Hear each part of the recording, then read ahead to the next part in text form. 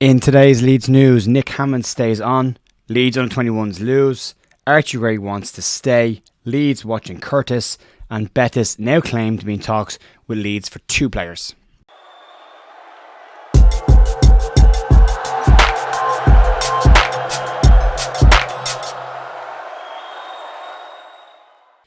Morning folks, Chair here at The View on the 23rd of November with your Leeds United news. Heading into the weekend, tomorrow morning's video will be the matchday preview with myself and Andrew Dalton stats. It'll be the short video with kind of all the information you need to know leading into that game and key stats heading into that match. There won't be a news video unless something really major pops up. Podcast will be recorded again this weekend. We're going to do it after the match so we can do a full match review after the Rotherham game. So that's the update on that. And we'll crack on, we'll get into this news, and we'll start off with some good news, and should be good news for Leeds fans, as information came out yesterday that Nick Hammond will remain at Leeds United for at least the next 2 transfer windows. It's been confirmed that Nick Hammond has agreed a deal with Leeds United to stay on for the January window, as well as stay on in his transfer advisory role into the summer window next season. Hammond has overseen an influx of very sensible signings and brought an air of calm to Leeds after the volatile transfer system that was in place under Victor Orta. We've seen some really good signings that have come in. He hasn't really put a foot wrong. The only question marks that are around the signings that have been made so far are Ilya Gruev and Karl Darlow, but that's more a case of just not getting to see them enough yet, but they could still come good for Leeds. The contribution of Greta Steins into this as well, and Nick Hammond behind the scenes, seems to have calmed everybody down and relaxed things behind the scene as Leeds continue to add more scouts to that network to build what is looking like a very comprehensive scouting team behind the scenes.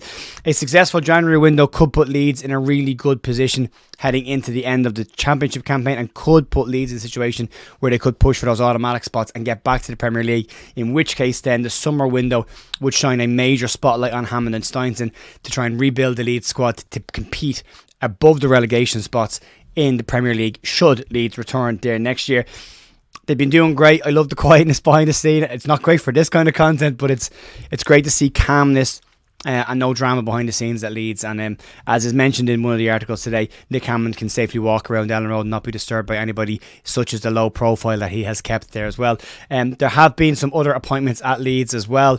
The Leeds have gone and appointed a new chief strategy officer in the name of Robbie Evans. He has come in from the San Francisco 49ers portfolio. He will oversee the institutionalization of data-centric forward-looking strategy for long-term success on the pitch is the line. This has kind of gone under the radar. He is still based over in California and isn't expected to be a day-to-day figure in Ellen Road, but he is coming in as the chief strategy officer at Leeds United. And how we found out about that is it was released on LinkedIn yesterday. There hasn't been a formal announcement about it, but it's another important person behind the scenes that's going to try and help Leeds to try and grow the stadium, the commercial revenue around the ground, sponsorships, and worldwide exposure as well. So another smart move.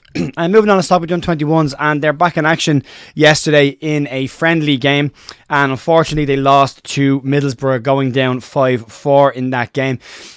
There are some interesting goals in this. 2 goals for Harvey Sutcliffe in this. Sean McGurk continues his impressive season with a goal as well. And Lewis Bate also getting on the score sheet for Leeds as well. So that'll be disappointing to lose, but it's the first game post Michael Scubala.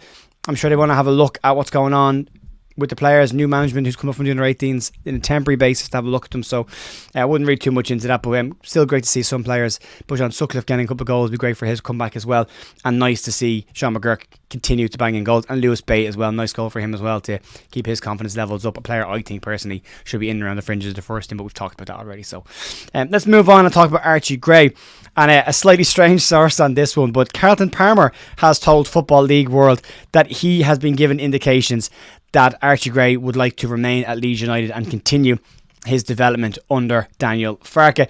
Last week, 90 Minutes put out a story where they said that a number of Premier League clubs were monitoring Archie Gray's contract situation, which is due to expire in the summer of next year. Newcastle, Chelsea, Tottenham, Liverpool, Arsenal, Man City and Dortmund were all named as clubs that were keeping an eye on Archie's situation.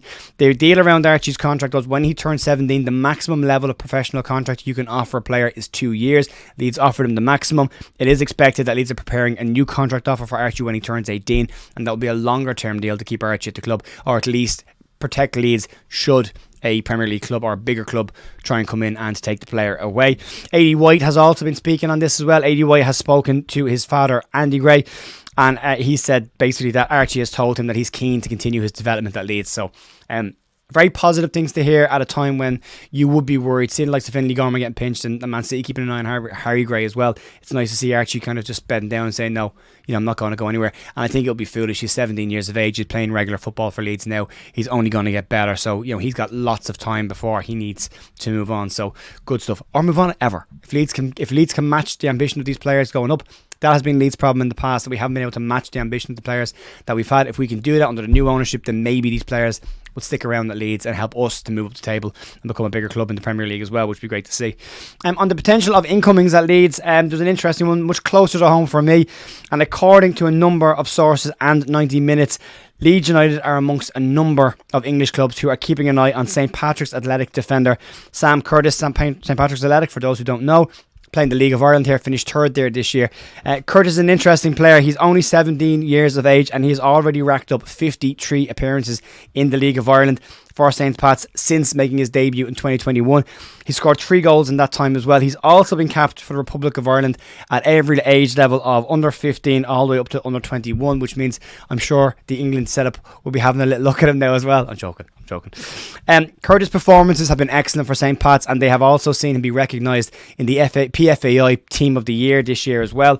Curtis is widely tipped to be leaving the League of Ireland now that the League of Ireland season has wrapped up for this year, and is expected to leave in January. The report says that Leeds are battling Celtic, Hull City and Middlesbrough for the player and looking to bring him in. You would imagine he'd be going in as an under-21 player if they were to bring him in. Also, just a little shout out to Park Villa FC, who are my old club that I played for and coached at for a little bit as well. That is where Sam Curtis started his career as a schoolboy as well. So big shout out to lads at Park Villa as well. Had a very good season this year themselves. So yeah, great to see that as well. Curtis is a good player. Very good player, very young but very, very good player. A lot of talent there. A lot of people think an awful lot of Sam Curtis and where he'll go over the next couple of years. As an Irish Leeds United fan and as a ex-Park Villa player, it would be great to see a player from that pathway end up at Leeds United. It'd be really good to see. So long road to go on that one just yet, but Celtic will be the one to keep an eye on. Irish players will always want to go and play for Celtic, so there'll be a bit of a battle in there, but Leeds have a very strong connection with Ireland as well, so maybe we'll be in a situation where we get him, and then hang on to him. So an exciting one. Check him out though. Go have a look at some of his clips online as well. I know they're YouTube clips, but also have a look at his Wikipedia page and see the detail. He's been capped at every level of Ireland from under 15 up. We've got a lot of games under his belt for a very young player, so another good one.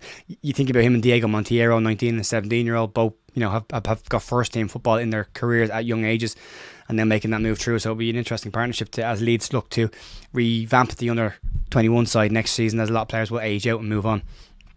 And moving on to the final story today, and this one is around Marc Roca and Junior Firpo. Reports claim in Spain yesterday that Real Betis were concerned that they might not be able to afford the roughly £10 million fee that would be expected if they were to make the move for Marc Roca permanent. Remember, just to clarify that again, if Leeds get promoted, there is a deal in place that would see Marc Roca move to Betis for £10.5 million. That would have been agreed, but it now looks like Betis might not be in a perfect position financially to be able to afford that. It's questionable though.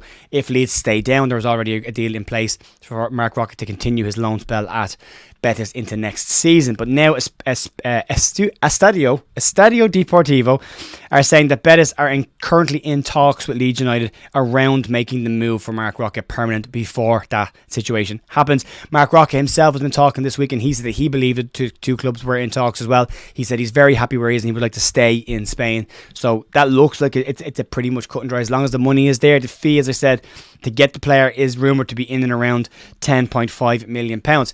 However, Estadio Deportivo are also saying that Betis are in talks with Leeds United around the possibility of bringing Junior Firpo back to Betis. Firpo hasn't had the best time at Leeds United, been consistently injured since he's come into Leeds, and outside of a handful of performances hasn't really shown Leeds fans any of the promise that we saw of a player when he was coming in. A chance to return to Betis where he had arguably his most successful time as a player could be something the player wants as well. The source says that Leeds are likely to target a left back, if not in January, then definitely in the summer as they look to move into the Premier League, and that Junior Firpo returning to the club that he enjoyed his success at is likely to happen as well. Firpo has talked in the past about not liking the weather and not being a huge fan of the weather. Going back to Spain maybe would suit him a bit more as well. But it's an interesting one. One report is saying Betis are struggling to find 10 million to make the Roca deal permanent. If you're looking at Junior Firpo, you would imagine any kind of a reasonable offer for Junior Firpo would be accepted. It would get the wages off the books as well for Leeds as well, which would free up some money. So it'd be an interesting one to watch. I don't think too many people would be overly concerned about both players moving on or going back to Betis, as long as the fees Leeds got were reasonable. And again, going back to Greater Science and Nick Hammond, we have seen Leeds will not take offers that are derogatory or below what they believe is market value for the player. So, there's hope that Leeds will get a reasonable offer for the player if they can. But more a case of getting Firpo's wages off their books, because he will be on Premier League wages, even though he has got a cut this year, but next year, and that's going to be it for me today, folks. Thanks as always for watching. I think I'm on with Joe tonight on Just Joe Show this evening if I can make it. And the podcast will be recorded on Saturday. Tomorrow we have the match preview video for the Rotherham game. Have a fantastic day, and I will talk to you soon.